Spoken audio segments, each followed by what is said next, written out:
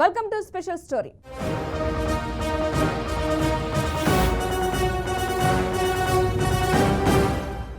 మతం వేరు, మత ఉన్మాదం వేరు.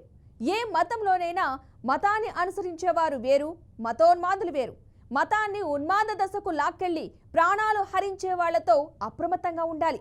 ఏటా పెద్ద సంఖ్యలో విదేశీ ఉగ్రవాదులు భారత్లోకి చొరబడుతూ ఉండటం ఆందోళన రేకెత్తించే అంశం. జమ్మూ కాశ్మీర్ మీదుగా భారత్లోకి చొరబడిన విదేశీ ఉగ్రవాదుల్లో కొందరు తమ స్థావరాలను భారత్లోకి వివిధ రాష్ట్రాల్లో ఏర్పాటు చేసుకున్నట్లు అధికారులు చెబుతున్నారు. మరోవైపు భారత్ పాక్ సరిహద్దుల్లో ఉద్రిక్తతల నేపథ్యంలో సైబర్ నేరగాళ్లు కొత్త దందాకు తెరలేపారు.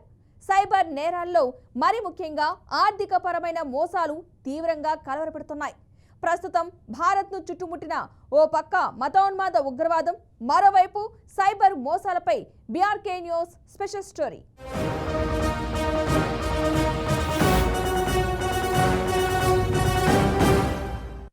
మానవత్వం లేనిదే మతానికి విలువ లేదు.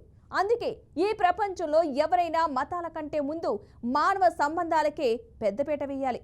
భారత్ పాకిస్తాన్ల మధ్య సైనిక చర్యలు నిలుపుదల చేసి వారం రోజులు కూడా కాలేదు.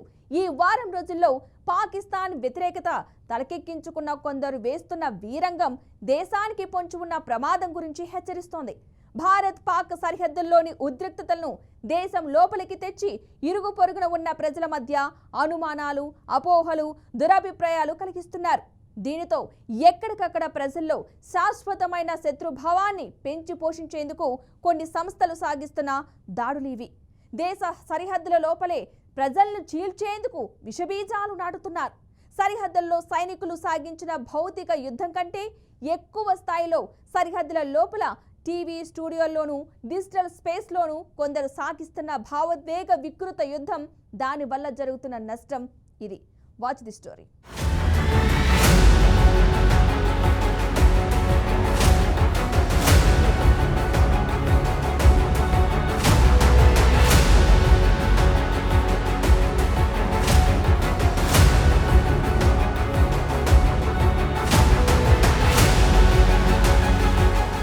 జమ్మూ కాశ్మీర్ మీదుగా భారత్లోకి చొరబడిన విదేశీ ఉగ్రవాదుల్లో కొందరు తమ స్థావరాలను భారత్లోని వివిధ రాష్ట్రాల్లో ఏర్పాటు చేసుకున్నట్టు అధికారులు చెబుతున్నారు.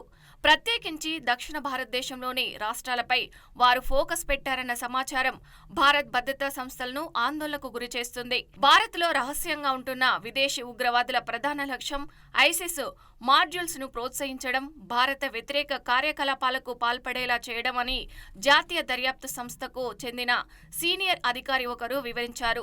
భారత్లో వెలుగు చూసిన అనేక ఐసిస్ మాడ్యూల్ కేసులను ఎన్ఐఏ దర్యాప్తు చేస్తుంది. ఐసిస్ మాడ్యూల్ టెర్రర్ నుంచి ప్రేరణ పొందిన వారు ఉగ్రవాద నిధులను అందుకొని వాటితో బాంబు పేలుళ్ల ఘటనలో భాగమయ్యారు. ఈ విషయాన్ని మేము దర్యాప్తులో గుర్తించాం. ఈ సంవత్సరం జనవరిలో ఢిల్లీ పబ్జా ఐసిస్ టెర్రర్ మాడ్యూల్ కేసులో ఒక ఐసిస్ కార్యకర్తపై ఎన్ఐఏ ఛార్జిషీట్ దాఖలు చేసిందని ఎన్ఐఏకు చెందిన సీనియర్ అధికారి ఒకరు వివరించారు. Rizwan Ali alias Sami Ali alias Amir Khan alias Abu Salma alias Danish central ఢిల్లీలోని దర్వాగంజ్ నివాసి. ఇతడిపై ఐసీపీ అండ్ యుఏ చట్టంలోని వివిధ సెక్షన్ల కింద ఎన్ఐఏ అభియోగాలను మోపింది. ఇంప్రొవైజ్డ్ పేలుడు పరికరాల తయారీకి సంబంధించిన డిజిటల్ ఫైళ్లను ఇతర నిందితులతో పంచుకున్నందుకు రిజ్వాన్పై ఈ అభియోగాలు మోపారు. ఐసిస్ భావజలం వైపు యువతను ఆకర్షించేందుకు రిజ్వాన్ ప్రయత్నించాడు. వారికి ఐడీఈలను తయారు చేయడం నేర్పించాడు. दुनिया में कहीं पर भी जो बड़े आतंकी हमले हुए हैं, चाहे 9/11 हो, चाहे लंदन ट्यूब बॉम्बिंग हो, या भारत में दशकों से जो बड़े बड़े आतंकी हमले हुए हैं, उन सब के तार कहीं ना कहीं आतंक के इन्हीं ठिकानों से जुड़ते रहे हैं। आतंकियों ने हमारी बहनों का सिंदूर उजाड़ा था, इसलिए भारत ने आतंक के ये हेडक्वार्टर्स उजाड़ दिए।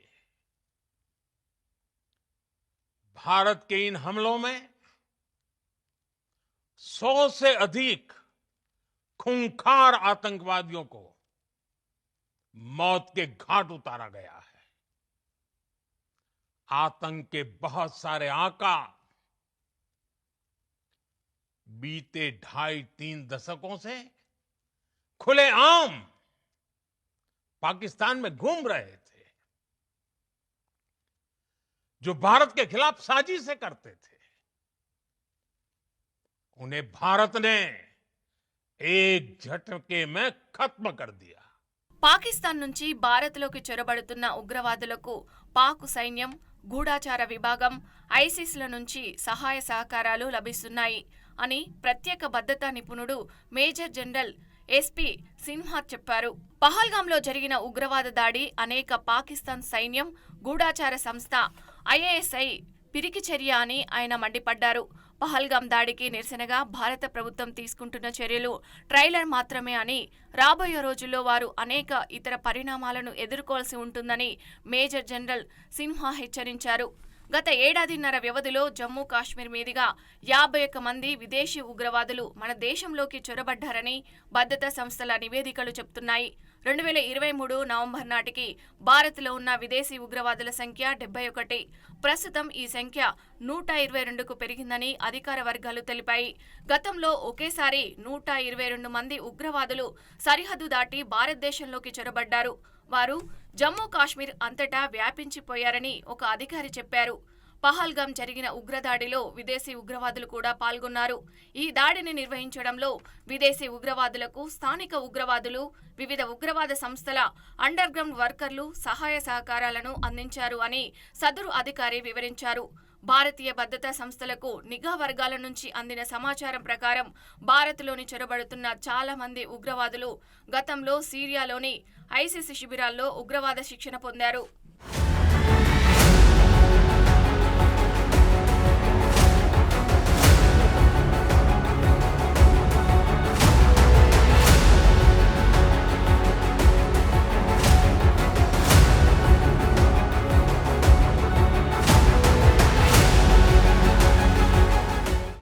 పాకిస్తాన్ మధ్య సైనిక చర్యలు నిలుపుదల చేసిన తర్వాత చర్చించాల్సిన ఘటనలు 100 సంఖ్యలోనే ఉన్న స్థలభావం రీత్యా ఇక్కడ 2 ఘటనలకు మాత్రమే పరిమితమవుతున్నాయి.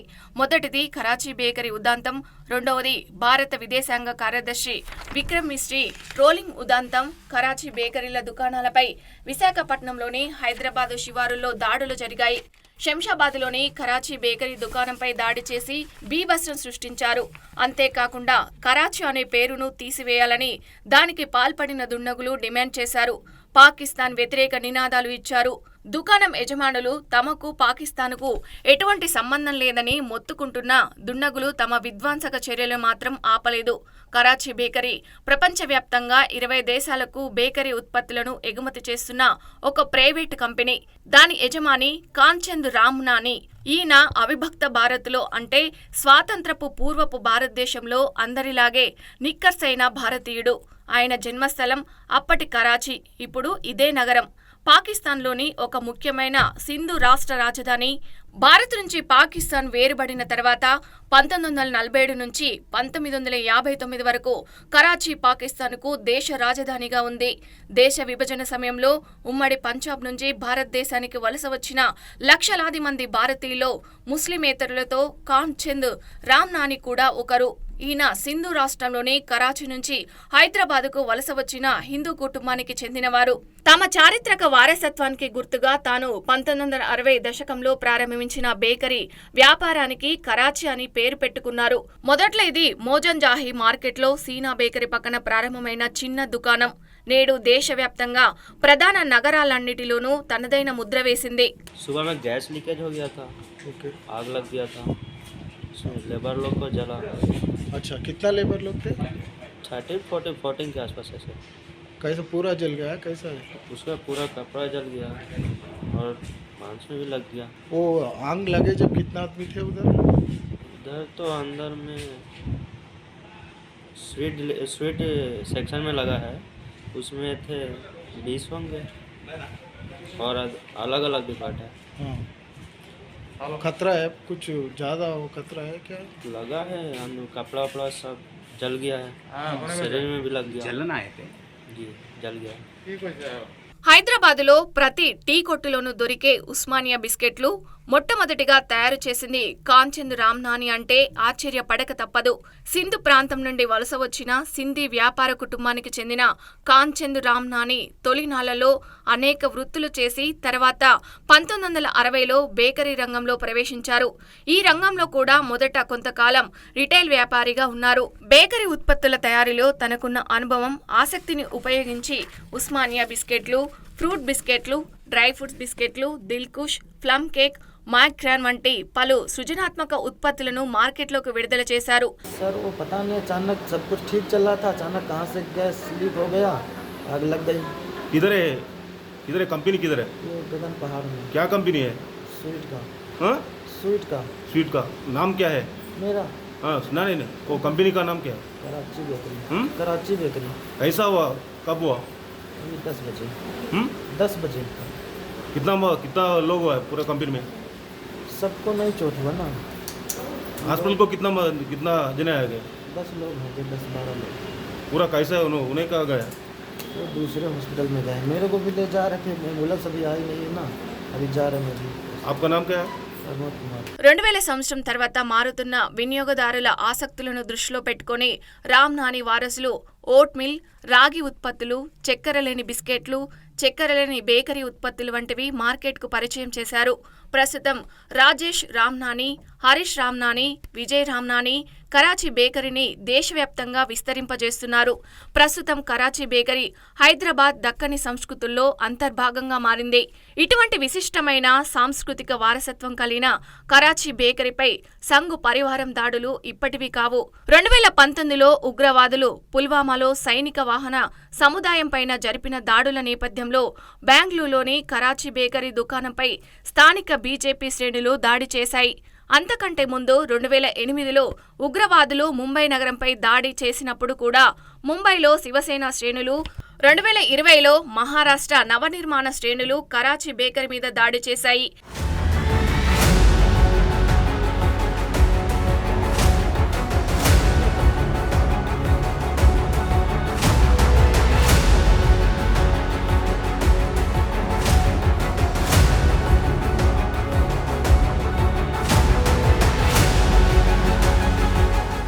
ఇక రెండవ ఉదాంతం భారత విదేశాంగ కార్యదర్శి విక్రమ్ మిశ్రీ ట్విట్టర్ ఖాతాను తాళం వేయాల్సిన పరిస్థితి.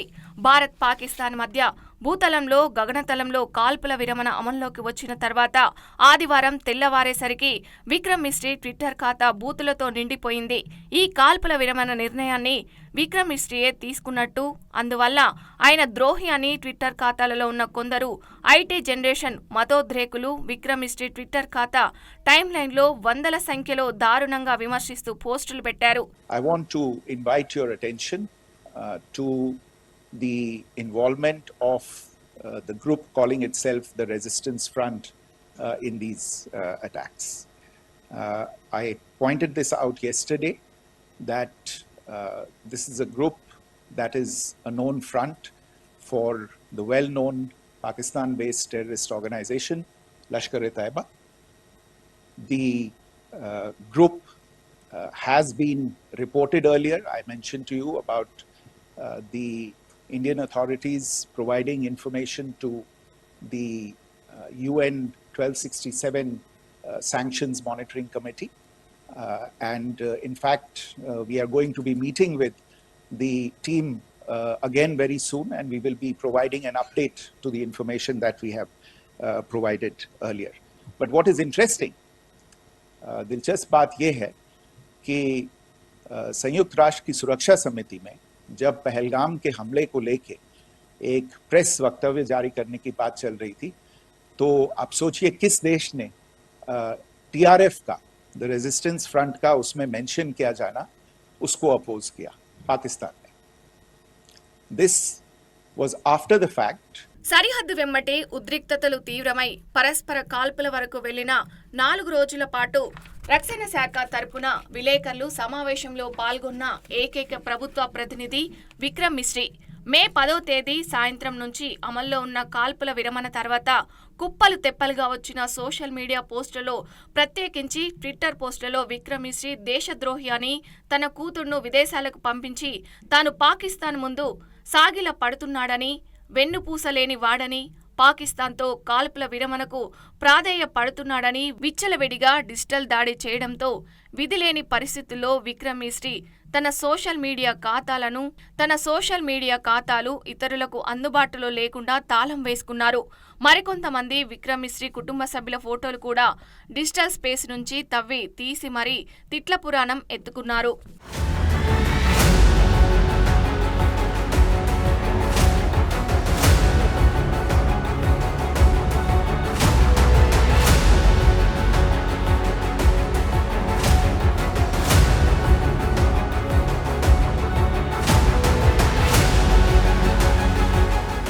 ఎవరికైనా మనం ఫోన్ చేస్తే తెలియని నెంబర్ నుంచి మీకు ఫోన్ కాల్ వస్తే జాగ్రత్త, ఇది సైబర్ నేరగాళ్ల పన్నాగం కావచ్చు అంటూ వాయిస్ వినపడుతోంది. రోజు ఇది వింటూనే ఉంటాం, కానీ మోసపోతున్నాం.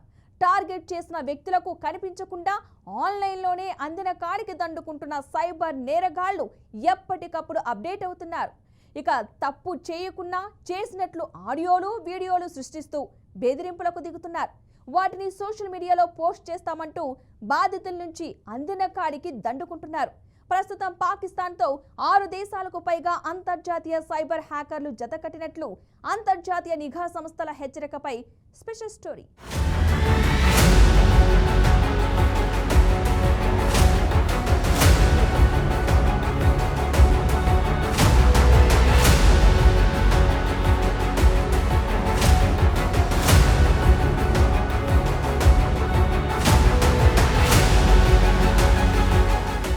ఓవైపు భారత్ ఆపరేషన్ సింధూర్లో తలముక్కలైన వేళ పాకిస్తాన్ మిత్రదేశాలు మొత్తం ఏకమై ఇండియాపై సైబర్ దాడులు నిర్వహిస్తున్నట్టు మన దర్యాప్తు బృందాలు గుర్తించాయి. వీటిల్లో కొన్ని ఆయా ప్రభుత్వ హ్యాకింగ్ గ్రూపులు కాగా మరికొన్ని ప్రభుత్వేతరమైనవని, పాకిస్తాన్, మలేషియా, ఇండోనేషియా, ఇరాన్, చైనాకి సంబంధించినవి ఉన్నట్లు నిపుణులు గుర్తించారు. ముఖ్యంగా ప్రభుత్వ రంగ సంస్థలు, ఎంఎస్ఎంఏ వ్యాపారులు, పోర్టులు, ఎయిర్పోర్టులు, పవర్ గ్రిడ్, ట్రాన్స్పోర్టేషన్ సర్వీసులు వంటి వాటిని ఇవి లక్ష్యంగా చేసుకున్నాయి. BSNL, UPI, digital wallets, stock ఎక్స్చేంజీలు, దిగ్గజ కంపెనీలు వీటిల్లో ఉన్నాయి. రక్షణ రంగ సంస్థల నుండి కూడా డేటా చౌర్యానికి ప్రయత్నించాయి.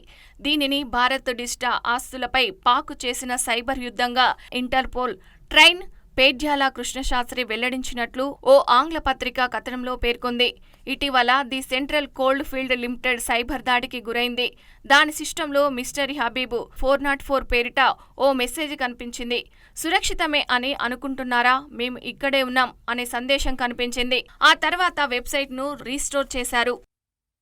इसलिए जब पाकिस्तान की तरफ से गुहार लगाई गई, पाकिस्तान की तरफ से जब ये कहा गया कि उसकी ओर से आगे कोई आतंकी गतिविधि और सैन्य दुस्साहस नहीं दिखाया जाएगा, तो भारत ने भी उस पर विचार किया. और मैं फिर दोहरा रहा हूं, हमने पाकिस्तान के आतंकी और सैन्य ठिकानों पर अपनी जवाबी कार्रवाई को अभी सिर्फ स्थगित किया है. आने वाले दिनों में हम पाकिस्तान के हर कदम को इस कसौटी पर मापेंगे कि वो क्या रवैया अपनाता है. साथियों, भारत की तीनों सेनाएं, हमारी एयरफोर्स, हमारी आर्मी और हमारी नेवी, हमारी border security force BSF, Bharat के अर्धसैनिक बल लगातार अलर्ट पर है. सर्जिकल स्ट्राइक और एयर स्ट्राइक के बाद अब ऑपरेशन सिंदूर आतंक के खिलाफ भारत की ఈ హ్యాకింగ్ గ్రూపుల్లో కొన్ని పేర్లు వెలువడ్డాయి.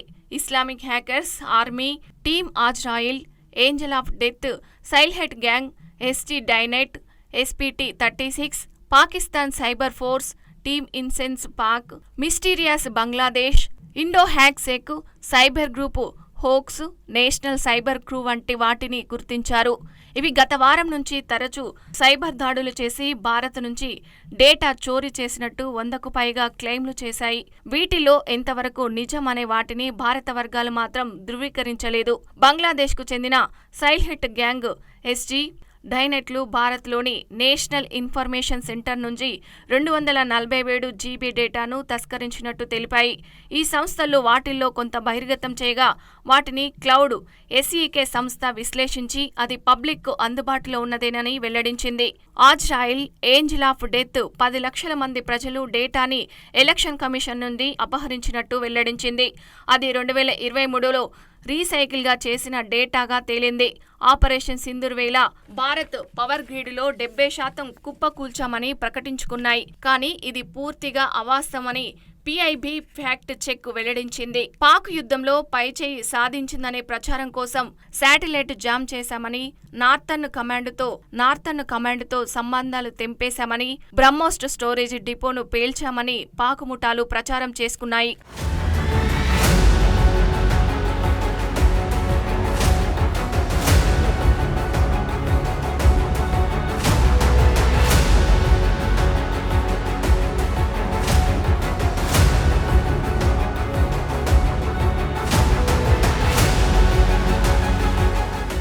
దేశంలో చొరబడుతున్న ఉగ్రవాదులు ఓవైపు, మరోవైపు దేశంలో ఉన్న మతోన్మాదులు, ఇంకోవైపు సైబర్ మోసాలు ప్రస్తుతం భారతదేశాన్ని వెంటాడుతున్న సమస్యలు.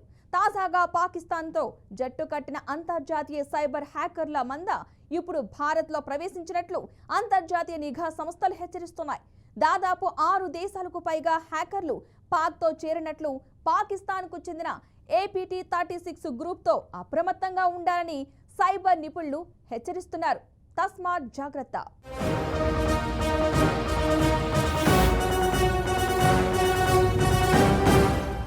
ఇది వాల్టి special story. Keep watching BRK news Telugu సత్తా.